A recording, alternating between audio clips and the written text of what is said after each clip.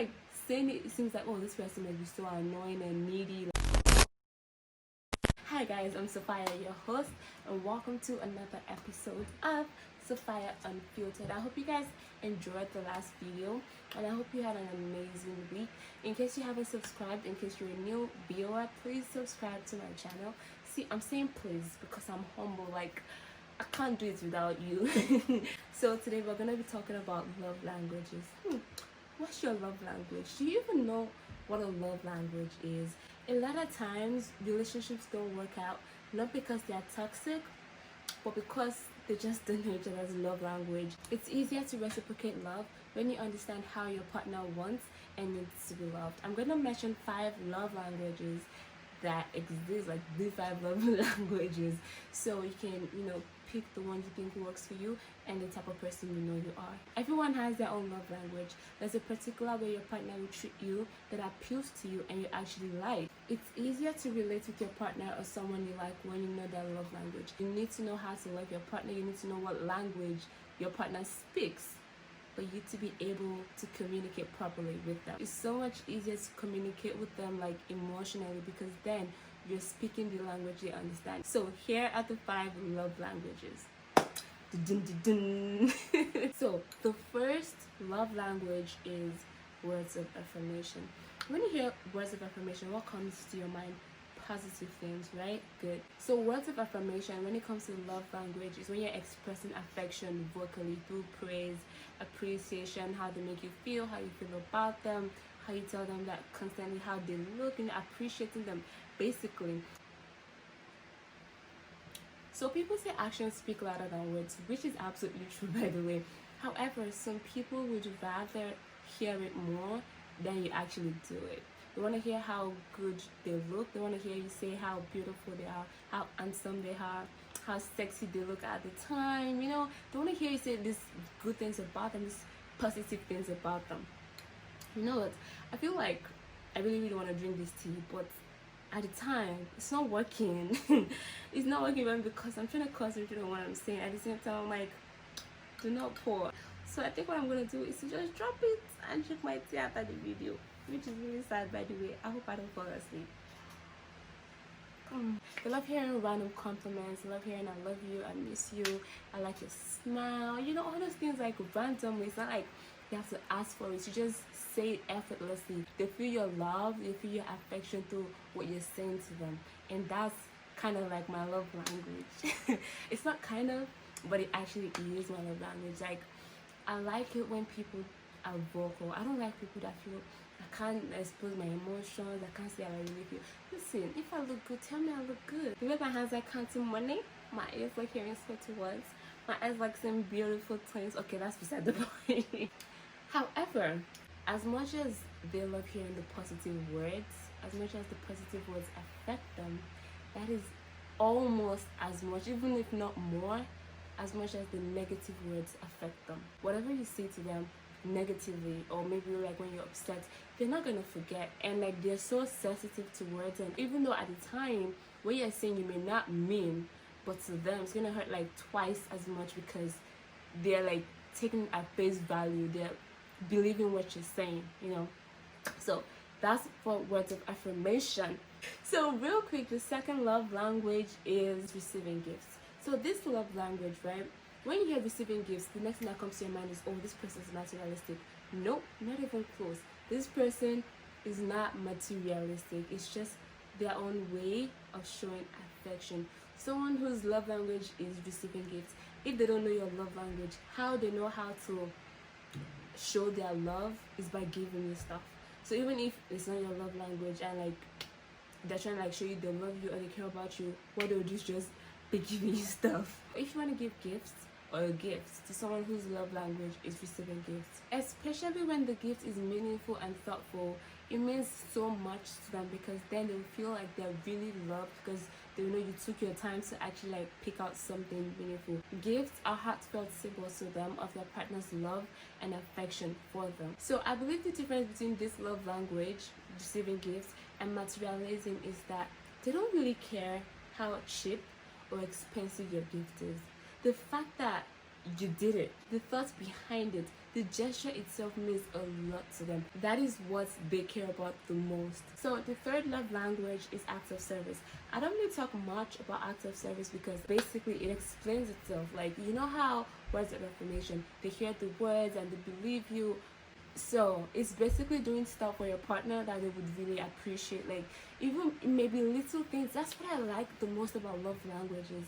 It's like, you don't have to do anything extreme, you don't have to do anything extravagant. Like little things like helping them make dinner, maybe they're tired and they have homework and you do it for them, or you like go grocery shopping for them. It's not like you're enslaving yourself. You're like, oh, I'm the man, or like, oh, I'm not his wife, so I can't be doing some type of things for him. No, it's nothing like that. It's more like selfless. And to some people it matters so much to them because that's their own way of saying this person cares about me and showing, and being shown affection. So yeah, acts of service is really short for me because it's like, I mean, just do stuff. If you notice that your partner is someone that likes to do things and likes to do things with you, and it's like, oh, okay, can you help me with this, can you help me with that? Sometimes if you're with someone that every time you say no when they need you to help them with something, at some point they'll start asking you. But in you helping them with it, is their love language, is how they see, how they feel love and how they feel affection. So the fourth love language is quality time. This is another one of my love languages. This love language is all about spending quality time together. And when I mean quality time, I mean like a lot of time. I mean like time that you will give undivided attention type of time. Like, don't be with your phone like while we're together type of time. It's not going to be like that every time, but people who like quality time, they like alone time. They want to spend time with you. They don't want to be distracted.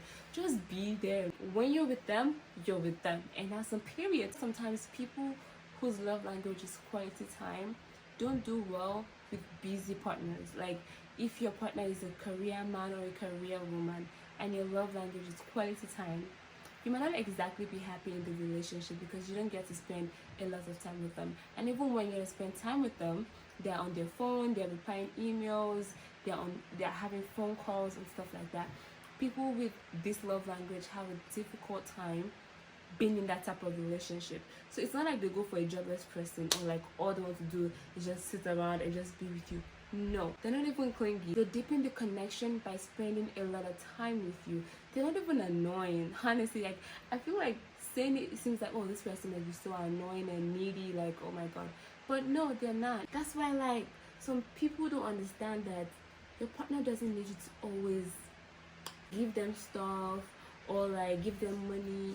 All they just need sometimes is just your presence. But actually, come to think of it, I've been speaking proper English since. I've been speaking proper English. Can't it? It's not as if I have sense. Wow, what was that? Okay. Real quick. So let's assume you're in a long distance relationship with someone, and this is your love language, or this is that person's love language. You people will sleep on first time, or they still want their attention, they still want you to be there. However, one of the downsides of having this love language is that when your partner doesn't pay attention to you, or you feel like they're just distant from you, it can be emotionally devastating because you keep wondering, what did I do? Why are they not here? It's like it's going to be making you go, ugh. So if you have this love language, it's going to be better if you know how to like balance it, and if you know how to like make it work out. Even when your partner is acting up or whatever, you know how to like keep your emotions in check and not be all over your head wondering what happened, what did you do. The last but not the least, this is the most interesting part of it. This is not exactly my love language like at all, which is the physical touch. Touch me, baby, touch me, baby. Don't mind me. So the good thing about this love language is that it doesn't have to be sexual. Like, that's the beautiful thing about it. And to me, it's one of the most interesting. Also because it complements quality time, in my opinion. Because if you're someone that likes physical touch, right, and you get to spend time with the person you love, oh Jesus, it's finished. Because you will just you'll be flourishing, you'll be glowing because you're getting what you want. It's like you're feeding your soul, and like you're just gonna be so happy just doing it. Like if you're touchy feely, you know, and you like seeing your partner often, oh, you're lucky, bitch. It has more to do with intimacy and affection. Just let's cuddle, just hold me, just hold my hands, just let me rest on your shoulder, or just rest on my laps, you know, that type of intimacy. If you have a partner that does not like to be touchy feely, that doesn't like to be touched, oh, you people are probably gonna have to have a conversation after you watch this video. Like, it's not like they don't like you touching them, but they're irritated easily. I know stuff like that. Like, don't be, why are you so, like, it's okay, you know, when you're with someone like that, you feel sad because they're not feeding you. So I'm so extra, like, I'm sure you guys are tired of me at this point, but guess what, you're stuck with me, dears. Y'all stuck with me, dearies. So this doesn't just apply to people in relationships. A lot of people in marriages do not even know they don't know their partner's love language. I just see them fighting, and you're like, oh, and the person's like, oh, she doesn't appreciate what I do, he doesn't appreciate what I do. Like, no, he doesn't want acts of service, he just wants quality time. No, she doesn't want quality time, she just wants to receive gifts. Like, you need to speak each other's love languages, communicate better. Communication is not just, yeah, I hear you, you hear me, I understand you, understand me. No, what beats your soul, what makes you happy, what you like when I do, what makes you comfortable. Ah, oh my Jesus, my body is trembling the way I'm talking about it. Oh, so after this video, you can look up the 5 love languages. I do not own it. It's not me that wrote the book.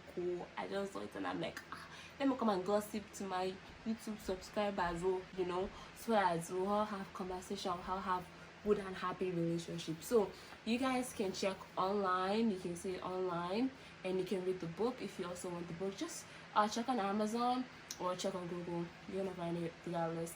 So I hope you guys had fun as much as I did watching this video. Just imagine me making the video. In my head, I'm all like, I'm shy, dearies, I'm shy. So guys, thank you so much for watching this video. I hope you like it. Subscribe, share, comment, follow me on the gram. I'll follow you back. It's not long, it's not like back, but it's actually like back, right? But just because I said what I said, period. It's like, don't upset me and my homegirls. Yeah, please upset me and my homegirls. Thank you so much. And see you on the next episode of Sapphire Unfiltered. Stay tuned. Turn on your post notification if you do not want to miss my post. Mwah, mwah, mwah. Have a lovely week, guys.